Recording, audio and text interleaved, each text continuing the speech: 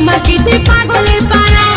নাই দিবি রেশমি চুড়ি কাচের বালি হাতে গড়ি পাবি না আদর তুই যদি করি নাই আসবি আমার কাছে গলায় দড়ি টাঙ্গে লিব দুব্বা ঘাসে রেশমি চুড়ি কাচের চুড়ি হাতে ঘড়ি কানের বালি খাওয়া দিব তোকে লেঞ্চা